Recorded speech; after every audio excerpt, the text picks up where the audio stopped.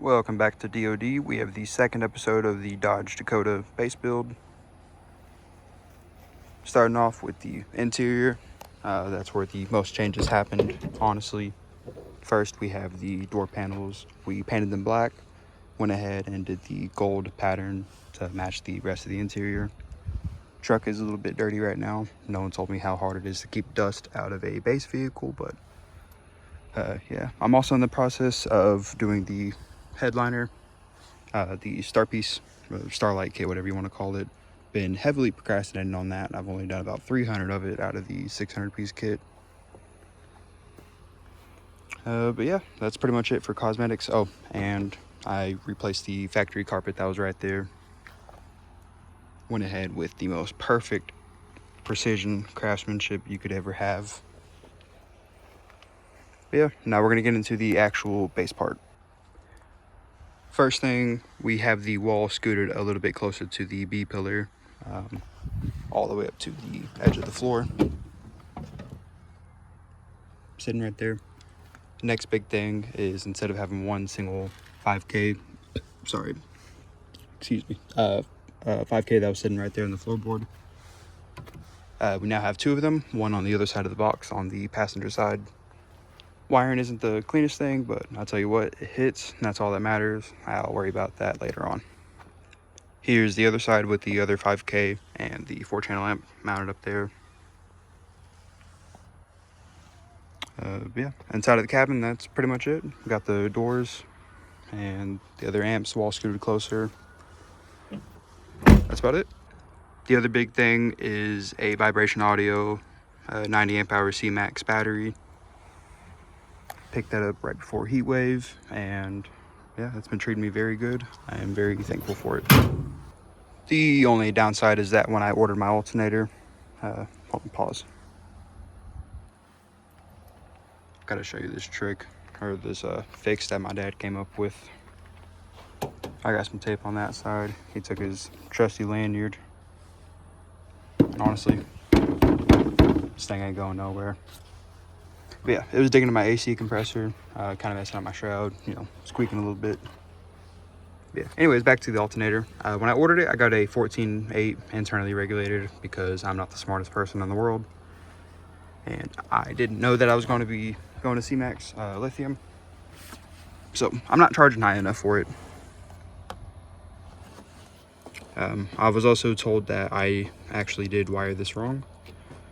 My ground, I'm supposed to just snip off, disconnect, not use it. My blue wire, I'm supposed to be taking this and connecting it to where my positive is, and I'm supposed to be taking my red and running it to where I have it tapped into the fuse.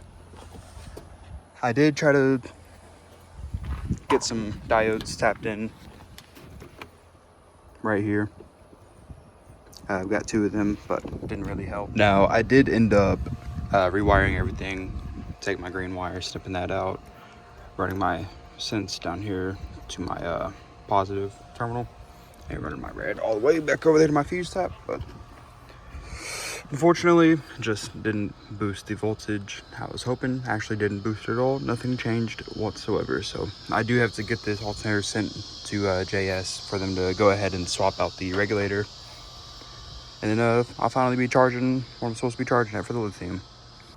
And since the last episode was made, I have been to a decent amount of shows. I think maybe 4 or 5, I don't know, 4 or 3, somewhere along those lines. I'll probably throw some pictures up later if I ended up taking some.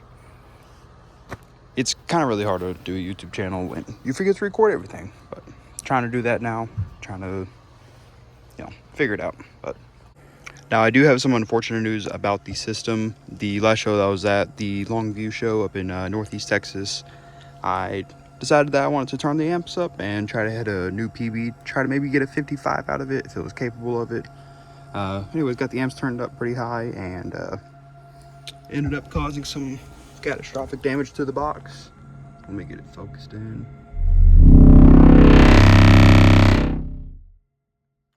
Yeah, I unfortunately blew the it's not really the worst thing in the world to happen, but the back wall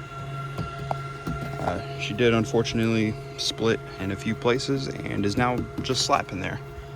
So I could either, fix it temporarily, throw some new screws in it, try to get it sealed back up and continue playing it. Or I can do the logical thing and completely rip it out and do a fourth order blow through and completely rebuild the system. But I'm going to catch up to speed on the headliner and what's going on with that.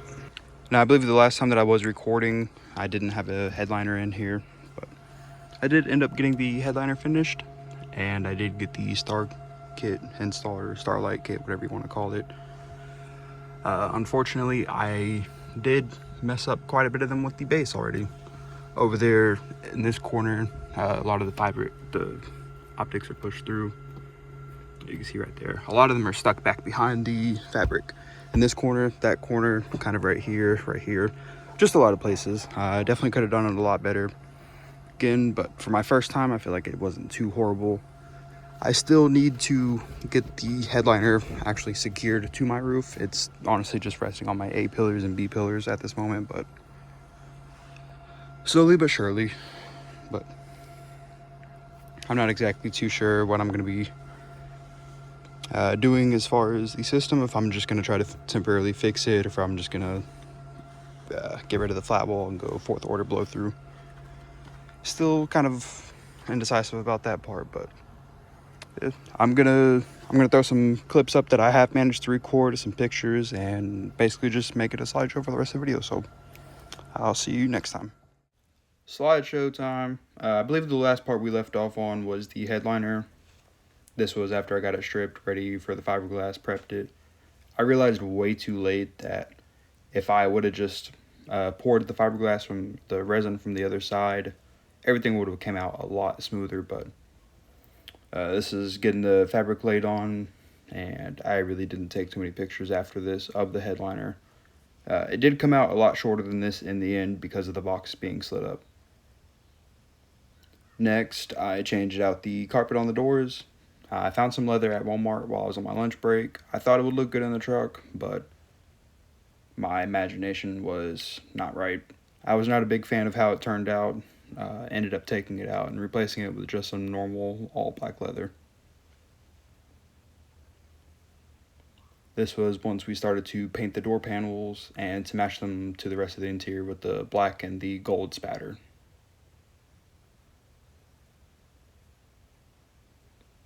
Here is kind of a sneak peek after the amp and the batteries was taken out the next day once we started to actually get down and prep the truck. We got the headliner, the roof put down with some deadener and filled up with foam. This was pretty much after the cosmetics of the interior is put back together and the final look of it.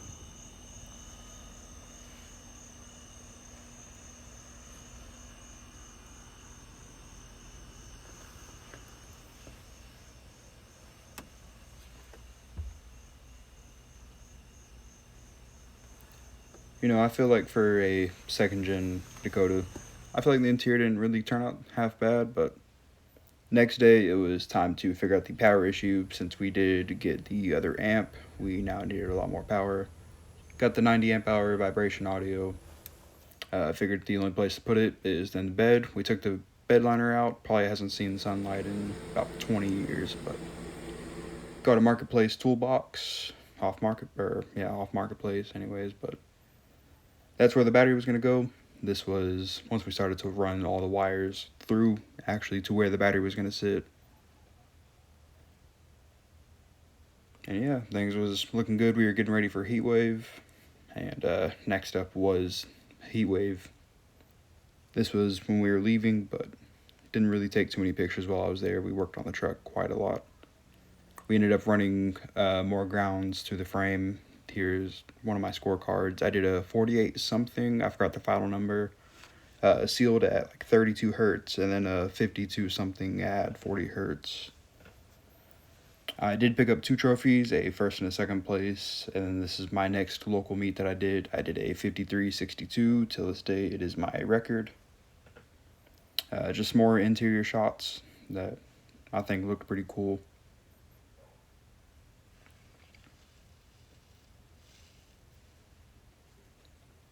And honestly, the tear amps, the LEDs on them, the big bosses, they're pretty bright. They shine on any mode that you put them on. They shine and they shine bright. Next up, there's a few clips from when I started to put the Starlight kit in, and yeah, I think it looked kind of cool, but I tried a few different methods of trying to seal the optics to the headliner. I tried caulk and I tried super glue, or not super glue, hot glue. This was the most recent Saturday and then the most recent Sunday. This is at the Longview meet. When I blew the box up, not only did I blow the box up, but we ended up blowing 3 trailer tires overall, and we lost one completely down the highway. Was not the best weekend overall, but still had fun. And until next time, this is pretty much going to be it. I'll keep you updated on the third episode.